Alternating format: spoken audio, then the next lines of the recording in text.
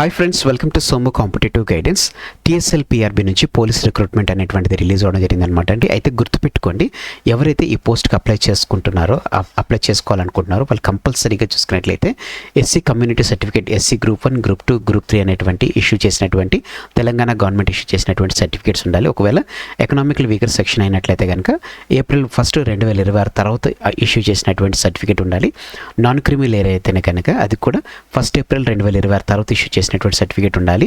Local candidate అయితే కనుక bona fide అనేటువంటిది 1st to 7th క్లాస్ వరకు బోనఫైడ్ ఉండాలని చెప్పి తెలపడం జరిగింది.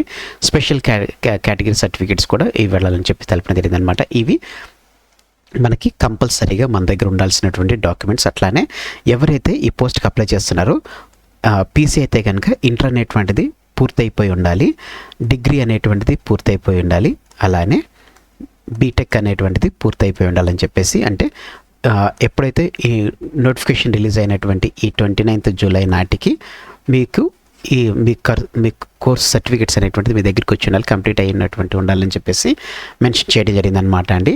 సో అలానే ఏజ్ అనేటువంటి చూసుకున్నట్లయితే కనుక 5 years అనేటువంటిది రిలాక్సేషన్ చేయడం జరిగిందనమాట.